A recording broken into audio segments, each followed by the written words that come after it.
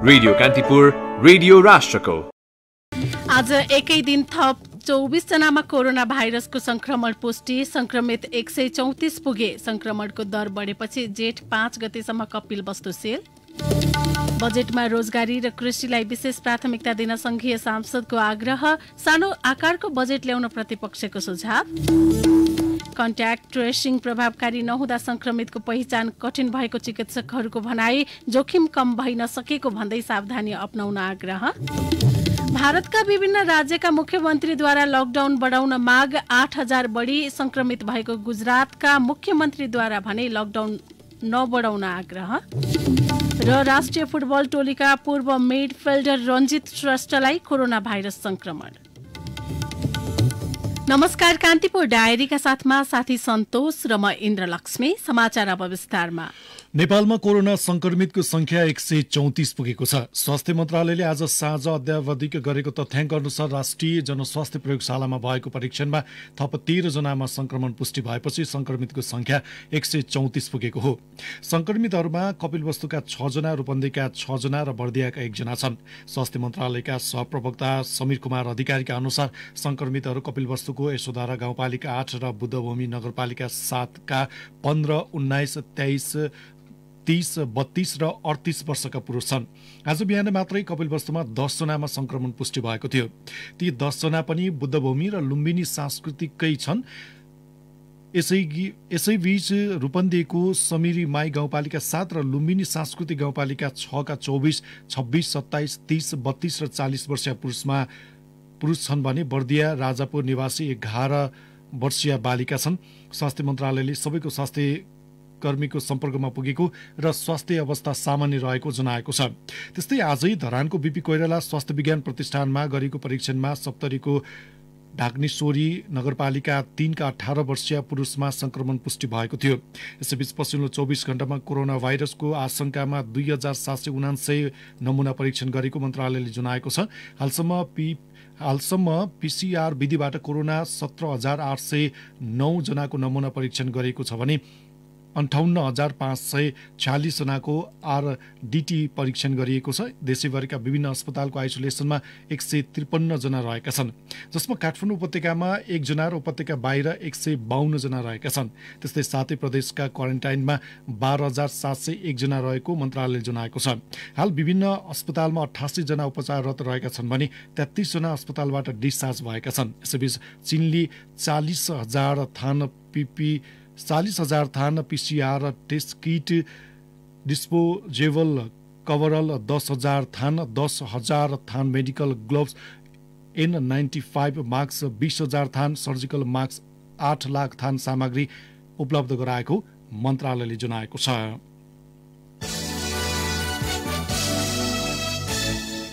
अब कान्तिपुर सविस्तार। कान्तिपुर सविस्तार।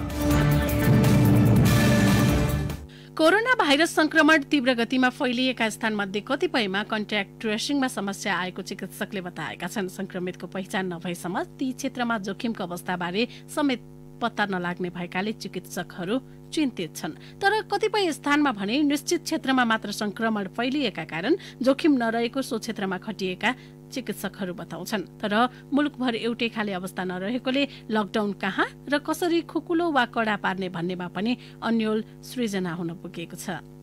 उदयपुरमा लकडाउन खुकुलो बनाइने गरी आइतबारको समन्वयात्मक बैठकको निर्णयको 24 घण्टामै उल्टिएको छ। जिल्ला समन्वय समिति उदयपुरका प्रमुख खड्गबहादुर परियारको अध्यक्षतामा बसेको बैठकले लकडाउनका कारण दैनिक उपभोग्य वस्तु खरिद तथा बिक्रीमा कठिनाई भएको, आवत जावतमा समस्या र बिरामीलाई औषधि उपचारको समस्यालाई मूल कारण देखाउँदै खुकुलो बनाउने निर्णय गरेको थियो। कुनै बेला नेपालको इपी सेन्टर बनेको उदयपुरको त्रियुगा नगरपालिका 3 भुल्केमा कोरोना संक्रमितको संख्या 32 छ। सो बाहेक अन्य स्थानमा कोरोना संक्रमण नदेखिएकाले आत्तिनुपर्ने अवस्था नरहेको जिल्ला स्वास्थ्य कार्यालय प्रमुख मोहन सुवेदी बताउँछन्। गाउन भो, मास्क भो, ग्लोभ्स भो, यो अहिलेलाई परीक्षण गर्नको लागि हामीसँग छ।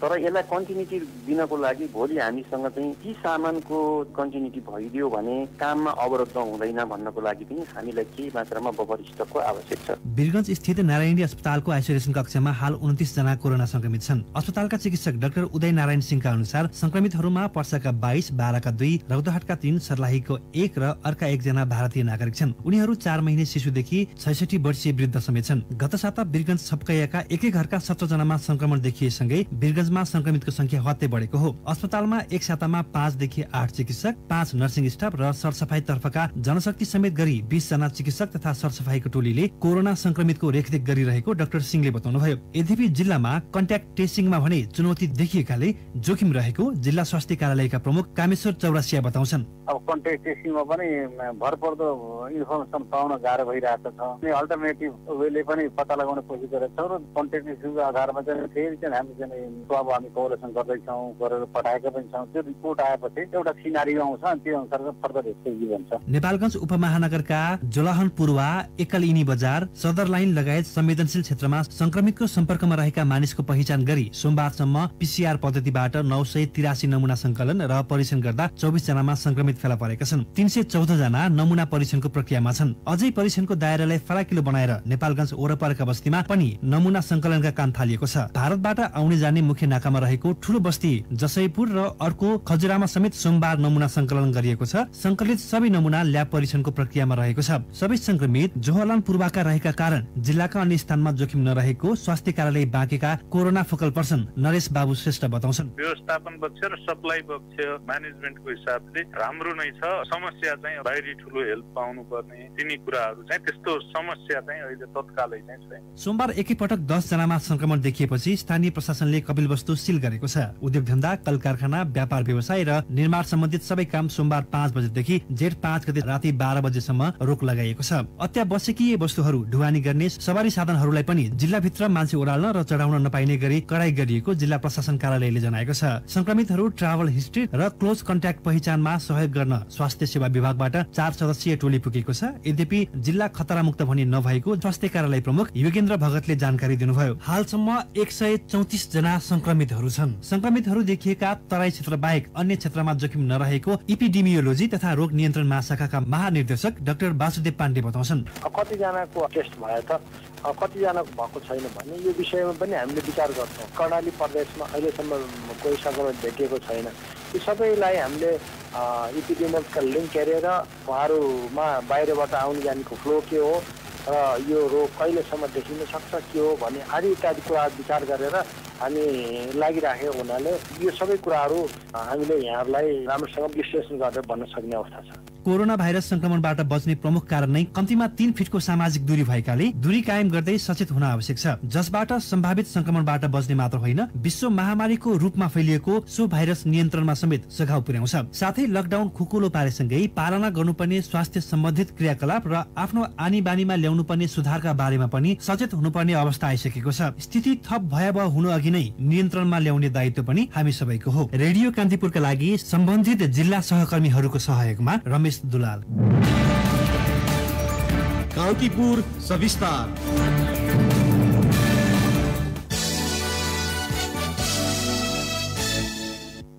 आगामी वर्षको बजेटमा कृषि र रोजगारीलाई विशेष प्राथमिकता दिन सांसदले सरकारलाई सुझाव दिएका छन्।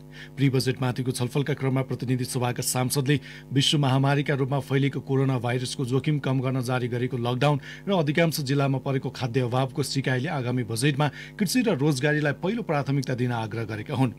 नेकपा सांसद गोकर्ण विष्टले कोरोना भाइरसको प्रभावले विश्वभरिबाट नेपाल फर्किने युवाहरूको व्यवस्थापन र बेरोजगारीले समाजमा निम्ताउन सक्ने खतरामा सरकार पहिले सजग हुनुपर्ने सुझाव दिनुभयो। बेरोजगारी बढ्ने, गरिबीको संख्यामा वृद्धि हुने, राजस्व न्यूनताको कारणले विकास आयोजनाहरू अवरुद्ध हुने, पुँजीगत खर्चमा न्यूनता हुने, जनतामा मनोवैज्ञानिक तथा मानसिक असर पर्ने, आर्थिक वृद्धिमा न्यूनता हुने, सामाजिक विभेद र अराजकता बढ्ने, वर्गीय असमानताको दूरी थप बढ्ने जोखिमहरू प्रत्यक्ष रूपमा देखा पर्ने अवस्था देखिएको छ भने यही प्रत्यक्ष प्रभावलाई न्यूनीकरण गर्नको लागि सरकारले बजेटलाई केन्द्रित गर्न जरुरी छ। प्रमुख प्रतिपक्षी दल नेपाली कांग्रेसका सांसद डाक्टर वीरेन्द्र रिजालले अहिलेको अवस्थामा पूर्ण बजेट ल्याउन आवश्यक नरहेको उल्लेख गर्नुभयो।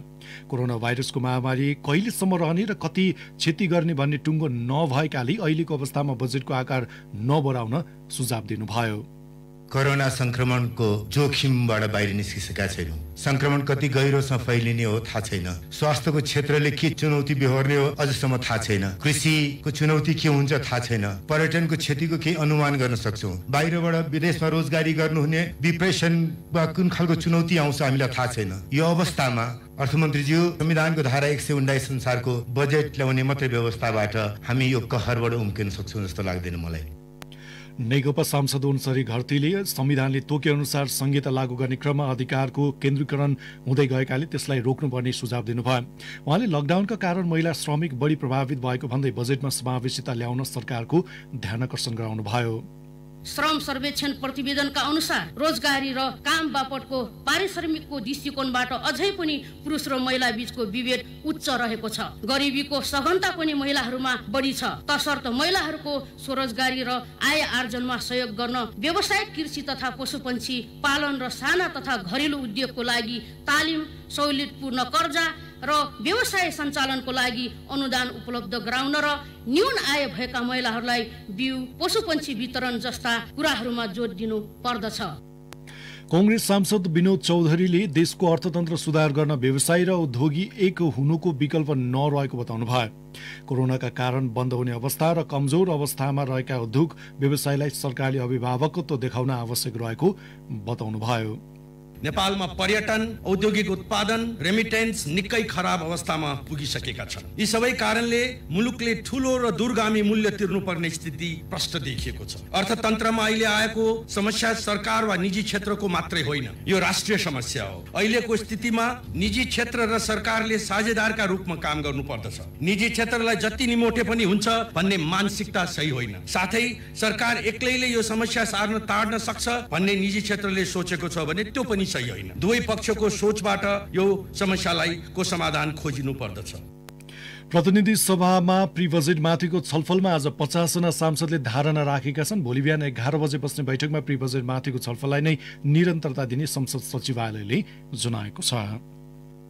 अर्थमन्त्री युवराज खतिवड़ाले आर्थिक क्षेत्रलाई चलायमान बनाउने गरी नै आर्थिक बजेट ल्याउने बताउनु भएको छ। प्री बजेट माथिको छलफलमा राष्ट्रिय सभा सदस्यले उठाएका प्रश्नको जवाफमा मन्त्री खतिवड़ाले बजेटको प्राथमिकता परिवर्तन गरी आर्थिक क्षेत्रलाई चलायमान बनाउने बताउनुभयो। अहिले प्राथमिकता फेरिएका छन्। मान्य सदस्यज्यूहरूले राख्नु भएको धारणा त्यो स्वीकार्य छ, ग्राह्य छ। खास गरी अहिले स्वास्थ्यमा हामी धेरै लगानी गरौँ, कृषिमा लगानी गरौँ, त्यसको माध्यमबाट हामी रोजगारी सृजना गरौँ। विदेशमा रहेका नेपालीहरू फर्केर आउँदा हामीले कृषि, ग्रामीण अर्थतन्त्र, सेवा व्यवसायमा उहाँहरूलाई सम्बद्ध गराउँ र त्यसको आधारबाट हामी रोजगारी बढाउँदै आर्थिक विकास र समृद्धिको बाटोमा अघि बढौँ भन्ने त्यही प्राथमिकता र त्यही मार्गमा आगामी आर्थिक वर्षको बजेट र त्यसका विनियोजनहरू हुनेछन्। कृषि क्षेत्रको उत्पादन र उपभोगलाई सरकारले प्राथमिकता दिने उहाँको भनाइ छ। अहिलेको विषम परिस्थितिमा प्राथमिकता भने परिवर्तन हुने उहाँको भनाइ छ।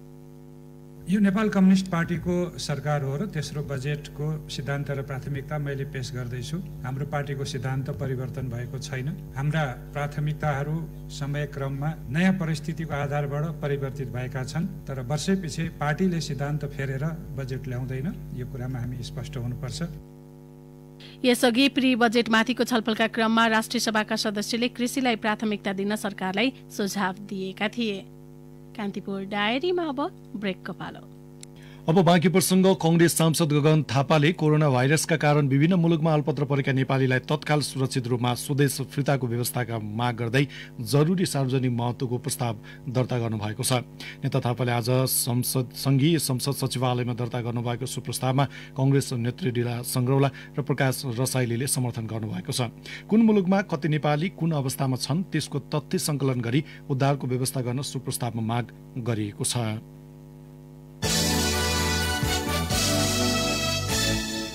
सर्वोच्च अदालतले खोप अभियान स्थगित नगर्न सरकारलाई आदेश दिएको छ। न्यायाधीश बमकुमार श्रेष्ठको एकल इजलासले राष्ट्रिय दादुरा खोप अभियान तत्काल सञ्चालन गर्न पनि आदेश दिएको हो। कोरोना संक्रमणको जोखिम बढेपछि स्वास्थ्य तथा जनसङ्ख्या मन्त्रालयले गत चैत्र 10 गते सूचना जारी गरी चैत्र मसान्तसम्मका लागि दादुरा खोप अभियान स्थगित गरिएको थियो।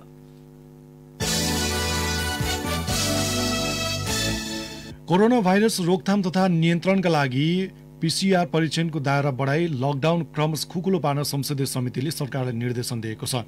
प्रतिनिधि सभाको राज्य व्यवस्था तथा सुशासन समितिको आज बसेको बैठकले कोरोना भाइरसको नियन्त्रणका लागि पीसीआर परीक्षणलाई बढाउन सरकारले निर्देशन दिएको हो। समितिले स्थानीय स्तरमा निर्माण गरेका क्वारेन्टिनलाई मापदण्ड अनुसार बनाउन, आइसोलेसन बेडहरू पर्याप्त मात्रामा निर्माण गर्न, कृषकलाई मल तथा बिउ बिजन उपलब्ध गराउन र उत्पादित वस्तु बजारसम्म पुर्याउने वातावरण सहज बनाउन समेत सरकारलाई निर्देशन दिएको छ। नेपाल भारत सीमा विवाद विषय छलफल गर्न भारतीय पक्षलाई नेपाल सरकारले कूटनीतिक नोट दिएको छ। परराष्ट्र मन्त्री प्रदीप गेवाली र भारतीय राजदूत विनय मोहन क्वात्रा सहित भारतीय उच्च अधिकारीहरूबीच मन्त्रालयमा आज भएको भेटवार्तामा तत्काल उच्च स्तरीय छलफलका लागि कूटनीतिक नोट दिएको परराष्ट्र मन्त्रालयले जनाएको छ। क्वात्रालाई नेपाली भूभागभित्र रहेको लिपु लेकमा बिना जानकारी भारतीय पक्षले सड़क निर्माण सहितका गतिविधि जारी राखेकाले यस विषयमा छलफल आवश्यक रहेको मन्त्री गेवालीले बताउनु भएको थियो। भारतीय राजदूत क्वात्राले भने कोभिड-19 को जोखिम बढ्दै गएकाले यस विषयमा पछि मात्रै छलफल गर्ने प्रतिबद्धता जनाएको मन्त्रालय स्रोतले जनाएको छ। यसैबीच नेपाल भारत सीमा विवादको समाधान खोज्न सरकारले तत्काल कूटनीतिक र राजनीतिक पहल अघि बढाउन माग गर्दै प्रतिपक्षी कांग्रेसका 4 सांसदले आज संसदमा संकल्प प्रस्ताव दर्ता गराएका छन्। कांग्रेस सांसदहरू दिलेन्द्र प्रसाद बडु, मीनबहादुर विश्वकर्मा, रामबहादुर विष्ट र प्रकाश रसाइलीले दर्ता गरेको संकल्प प्रस्तावमा प्रधानमन्त्री केपी शर्मा ओलीको यस अघिको सर्वदलीय, सर्वपक्षीय तथा संसदको राज्य व्यवस्था तथा सुशासन समितिले दिएको निर्देशन अनुसार तत्परता नदेखाएको आरोप लगाइएको छ।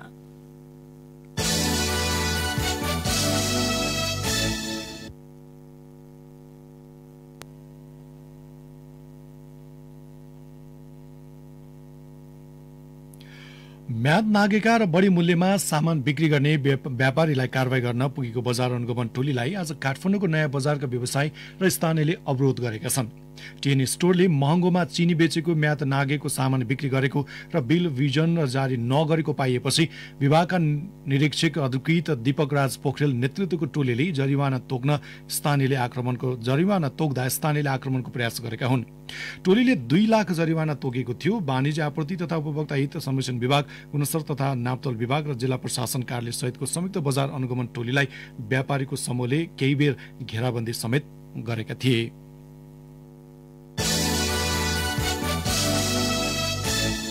वैदेशिक रोजगार बोर्डले विदेशमा मृत्यु भएकाहरूको अन्तिम संस्कार सम्बन्धित देशमै गर्न अनुरोध गरेको छ। लकडाउन तथा अन्तर्राष्ट्रिय उडान समेत ठप्प रहेको यो अवस्था अझै लम्बिन सक्ने भन्दै बोर्डले मृतकका परिवारलाई उनीहरूको अन्त्येष्टि सम्बन्धित मुलुकमै गर्नका लागि अनुरोध गरेको हो। विदेशमा नै अन्त्येष्टि गर्नका लागि मृतकको नजिकको हकदारको तर्फबाट सम्बन्धित जिल्ला प्रशासन कार्यालयबाट सहमति पत्र पठाउनु पर्ने बोर्डले जनाएको छ। सहमति पत्र बनाएर पठाउने मृतकको हकदार राहत स्वरूप 50,000 रुपियाँ समेत प्रदान गरिने राज्य मन्त्री स्तरीय निर्णय भएको बोर्डका कार्यकारी निर्देशक राजन श्रेष्ठले जानकारी दिनुभयो। यसैबीच कोरोना भाइरस संक्रमणका कारण बेलायतमा ज्यान गुमाउने गैर आवासीय नेपालीको संख्या 60 पुगेको छ। नेपाली दूतावास लन्डनका प्रवक्ता शरदराज आरनका अनुसार आज बिहानसम्मको तथ्याङ्क अनुसार 50 जना पुरुष र 10 जना महिलाको कोरोना भाइरसको संक्रमणका कारण ज्यान गएको हो। नेपाली दूतावास लन्डनका अनुसार ती मध्ये 49 जना भूपू गोर्खा हुन् भने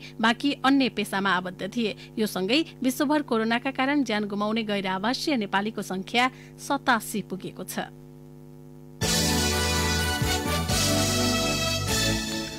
राष्ट्रिय गौरवको आयोजना पुष्पलाल मध्य पहाडी लोकमार्गको रुकुम पूर्व पश्चिम खण्ड निर्माणको काम लामो बन्दाबन्दीका कारण रोकिएको छ। कालोपत्रीको काम अन्तिम चरणमा पुगेका बेला काम रोकिँदा समस्या भएको हो। विशेष सावधानी अपनाएर निर्माणको कामलाई अघि बढाउन सकिने भनेर सरकारले भने पनि निर्माणको काम भने ठप्प छ। रुकुम सहकर्मी महेश केसीको रिपोर्ट। सरकारले स्वास्थ्य सावधानी अपनाउँदै ठूला आयोजनाहरू सञ्चालन गर्न भने पनि राष्ट्रिय गौरवको मध्य पहाडी लोकमार्ग अन्तर्गत रुकुम पूर्व पश्चिम खण्ड निर्माणको काम अझै सञ्चालन हुन सकेको छैन। रुकुमको लाइफलाइन मानिएको सो परियोजना बन्दाबन्दीका कारण 1.5 महिना यता रोकिएको छ। पूर्वको भूमे गाउँपालिकादेखि पश्चिमको चौरजहारीसम्म कुल 123 किलोमिटर लामो यस खण्डमा जम्मा 7 वटा उपखण्ड कायम गरिएको छ। यसमध्ये 2 वटा उपखण्ड अन्तर्गत 32 किलोमिटर अघिल्लो वर्ष नै कालोपत्री भइसकेको छ भने 3 वटा उपखण्डको 67 किलोमिटरमा आगामी असार मसान्तसम्म कालोपत्री गरिसक्ने लक्ष्यका साथ काम थालिएको थियो। बन्दाबन्दी क्षतिका कारण घर गएका कामदार नफर्केको र अन्य प्राविधिक समस्याका कारण काम रोक्नु परेको लोकमार्ग निर्माण जिम्मा लिएका कम्पनीहरूको भनाइ छ। निर्माण व्यवसायी संघ रुकुम पश्चिमका अध्यक्ष समीरजङ मल्ल दक्ष जनशक्ति जिल्लामा नरहेको अवस्था र भने जति माल मेटेरियल पनि स्टक हामीसँग नभएकोले काम गर्न अलि त वातावरण असजिलो छ। यसलाई सुल्झाउनका निम्ति हामी छलफल गरिराखेका छौँ। मेसिन मार्फत गरिने काम समेत चालक नहुँदा प्रभावित भएको छ। मध्य पहाडी लोकमार्ग आयोजनाको कार्यालय दैलेखले व्यक्तिगत सुरक्षालाई ध्यान दिएर काम गर्न सकिने भएकाले त्यसै अनुसार निर्माण सहजीकरण गरिरहेको जनाएको छ। मध्य पहाडी लोकमार्ग कार्यालय दैलेखका सब इन्जिनियर तेजेन्द्र कुमार चन्द सामाजिक दूरी कायम गरेर सकभर चाहिँ लेबर भन्दा मेसिनले गर्ने कामहरूलाई प्राथमिकता दिँदै काम गर्नु भनेर हामीले निर्माण व्यवसायलाई भनेका छौँ। उहाँहरूले पनि त्यही अनुसारले काम गर्नुपर्छ। यस अघि काममा रहेका कामदारलाई जिल्ला बाहिरबाट कार्यक्षेत्रमा फर्काउँदा कोरोना भाइरस संक्रमणको जोखिम हुन सक्ने भन्दै दुवै जिल्लाका जिल्ला प्रशासन कार्यालयले स्थानीयलाई नै निर्माणको काममा जोड्न भनेका छन्। रुकुम पश्चिमका प्रमुख जिल्ला अधिकारी उपेन्द्र राज पौड्याल यहाँ कार्यरत मजदुरहरू त्यो जिल्लामा गइसकेका मजदुरहरूलाई हामी ल्याउने पक्षमा छैनौँ। जोखिमयुक्त ठाउँका मजदुरहरू ल्याउँदा राम्रो नहुने देखिएकोले ती ल्याइदिने यहीँका मजदुरहरू परिचालन गर्ने सोचमा छौँ। मजदुर र माल मेटेरियलको बहाना बनाएर काम रोक्ने काम चाहिँ सही छैन। काम चाहिँ सुचारू रूपले रफ्तारमा अगाडि बढाउनु मैले सबैलाई चाहिँ अनुरोध गर्दछु। जिल्लामा अरू धेरै यस्ता आयोजना रहे पनि कतिपयलाई बन्दाबन्दी बहाना बनेको छ भने कतिपयलाई निर्माण रोक्नु बाध्यता। यसको वास्तविकता बुझेर निर्माणका काम अघि बढाउन सम्बन्धित निकायले आवश्यक तदारुकता देखाउनै पर्छ। रेडियो कान्तिपुरका लागि महेश केसी, मध्य पहाडी लोकमार्ग, रुकुम। कोरोना भाइरस कोभिड-19 को प्रभावका कारण विभिन्न मुलुकमा रहेका 5,88,700 नेपाली स्वदेश फर्कन चाहेका छन्।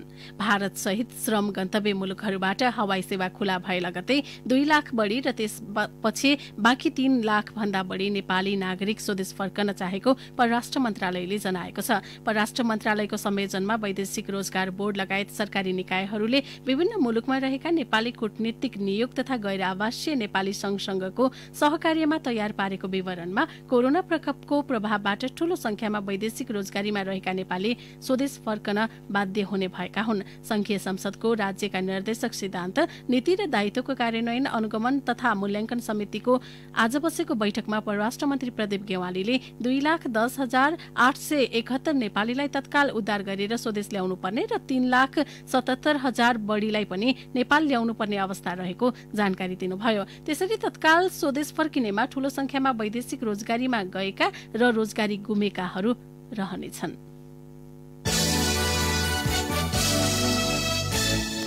अब खबर छोटकरीमा। रूपन्देहीका राजनैतिक दलले नेपाल भारत सीमामा तथा विदेशमा अल्पत्र परेका नागरिकलाई स्वदेश ल्याउनु पर्ने माग गरेका छन्। उनीहरूले सीमामा अल्पत्र नागरिकलाई आधिकारिक बाटो खोलेर स्वास्थ्य परीक्षण गराई क्वारेन्टिनमा राख्न सरकारसँग माग गरेका हुन्। दैनिक उपभोग्य सामग्री खरिद बिक्रीका लागि बर्दियामा भोलिबाट सातामा 6 दिन पसल खुल्ने भएका छन्। रूपन्देहीको सैनामैना नगरपालिकाले भारत तथा तेस्रो मुलुकमा रहेका नगरभित्रका नेपालीको तथ्याङ्क संकलन गर्ने भएको छ। नगरपालिकाको विपद तथा प्रकोप व्यवस्थापन समितिको बैठकले रोजगारी तथा अध्ययनको सिलसिलामा विदेशमा रहेका नेपालीको तथ्याङ्क 2 दिनभित्र संकलन गर्ने निर्णय गरेको हो। र प्रमुख प्रतिपक्षी दल नेपाली कांग्रेसले नेपाल भारत सीमा विवादका विषयमा भारत र चीनसँगै राष्ट्रिय संवाद गर्न माग गरेको छ। कान्तिपुर डायरीमा अब तनहु डायरीको पालो। तनहु डायरीमा प्रताप राणा मगरको नमस्कार। बिचौलियाका कारण यहाँका उपभोक्ताले महँगो मूल्य तिरेर तरकारी किन्न बाध्य भएका छन्। बिचौलियाले लकडाउनको मौका छोपी तनहुका किसानसँग सस्तोमा खरिद गरेका तरकारी व्यापारीलाई महँगो शुल्कमा बिक्री गर्ने गरेपछि उपभोक्ता तथा किसान मारमा परेका हुन्। अहिले दैनिक उपभोग्य तरकारी करेला, चिचिन्दा, घेरौला, भेन्डी प्रति केजी 40 रुपियाँमा बिक्री गर्ने गरेको पाइएको छ। बिचौलियाले किसानबाट सस्तोमा तरकारी लैजाने र व्यापारीलाई महँगोमा बिक्री गर्ने गरेको आबुखैरिनीका किसान सोलबहादुर चितौरेले बताउनु भयो। गण्डकी प्रदेश सरकारले प्रदेशको मुख्य प्रवेशद्वार तनहुको आबुखैरिनी गाउँपालिकामा प्रहरी बीट स्थापना गर्ने भएको छ।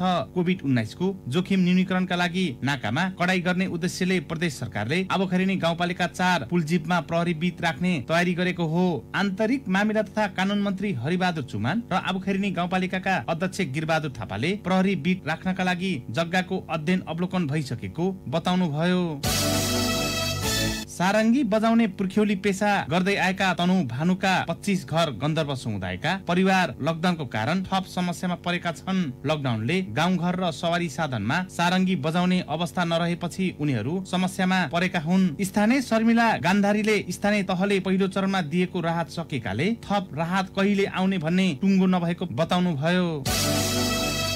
तनुका स्थानीयले लकडाउनबाट प्रभावित मजदुरलाई निशुल्क खानाको व्यवस्था गर्दै आएका छन्। दमौली आसपास बसेका र अल्पत्र परेका व्यक्तिलाई दमौलीको तरकारी लाइन र उत्तरशिला हल परिसरमा गरी 2 ठाउँमा खाना पकाएर मजदुरलाई खुवाउने गरेको स्थानीय बालकृष्ण शाहीले बताउनु भयो। हस्त तनु डायरी आजलाई यति नै। प्रताप राणा मगरलाई बिदा दिनुहोस्, नमस्कार। कान्तिपुर डायरीमा अब पुनः ब्रेकको पालो। ब्रेकपछि अब आर्थिक प्रसंग। पर्सामा गहुँ बाली उत्पादनमा वृद्धि भएको छ। बेरगंज 30 हरपतगंजका किसान दामोदर प्रसाद यादवले यस वर्ष अन्य वर्षभन्दा उत्साहजनक रूपमा बाली बढेको बताउनुभयो। यस वर्ष आफ्नै जग्गामा प्रति कट्ठा 1 क्विन्टल गहुँ उत्पादन भएको उहाँको भनाइ छ। अघिल्ला वर्षहरूमा मात्रै खेतमा प्रति कट्ठा अधिकतम 80 किलोसम्म गहुँ फल्ने गरेको उहाँको अनुभव छ। अब अन्तर्राष्ट्रिय प्रसंग। भारतका विभिन्न 5 राज्यका मुख्यमन्त्रीहरूले लकडाउन बढाउन माग गरेका छन्। प्रधानमन्त्री नरेन्द्र मोदी र राज्य सरकार बीच भएको भिडियो कन्फरेन्सका क्रममा केही राज्यले लकडाउन बढाउन माग गरेका हुन्। बिहार, पन्जाब, महाराष्ट्र, तेलंगाना, राजस्थान, बंगाल लगायतका राज्यले लकडाउन बढाउन प्रधानमन्त्री मोदीको ध्यानकर्षण गराएका थिए। यद्यपि गुजरातले भने लकडाउन बढाउने मागको विरोध गरेको छ। जबकि गुजरातमा 8,000 बढी संक्रमित छन्, त्यहाँको अहमदाबाद मात्रै 5,000 बढी संक्रमित छन्। तर 45 दिन लामो लकडाउनले गर्दा सर्वसाधारण समस्यामा परेको र भोकमरी बढ्ने भन्दै लकडाउन खुकुलो बनाउन माग गरेको बताइएको छ। प्रधानमन्त्री मोदीले गाउँगाउँमा संक्रमण फैलिए थप चुनौती हुने भन्दै सजग रहन मुख्यमन्त्रीहरूलाई सावधानी अपनाउन निर्देशन दिनुभएको छ। मोदीले मजदुरहरूका लागि रेल सञ्चालन गर्ने र त्यस क्रममा स्वास्थ्य सावधानी अपनाउने बताउनु भएको छ। यद्यपि केही मन्त्रीले भने रेल सञ्चालन गर्दा खतरा बढ्ने भन्दै ध्यानकर्षण गराएको समाचार संस्था आज तकले उल्लेख गरेको छ। त्यस्तै ग्रीन जोनमा रहेका उद्योगहरू समेत सञ्चालन गर्ने बैठकमा बताइएको छ।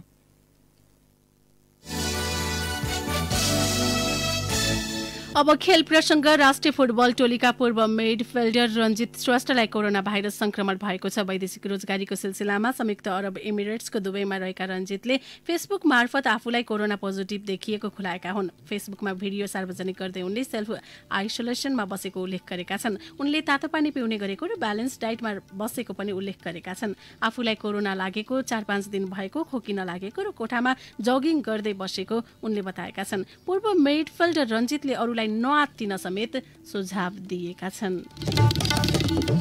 हवस् त यिनै प्रसङ्गसँगै आजका हाम्रा सम्पूर्ण बुलेटिनहरू यही सकिएका छन्। भोलि बिहान 6:30 बजे हामी नियमित बुलेटिनका साथमा उपस्थित हुनेछौँ। तबसम्मलाई साथी सन्तोष र म इन्द्रलक्ष्मी बिदा माग्छौँ। नमस्कार, शुभरात्रि।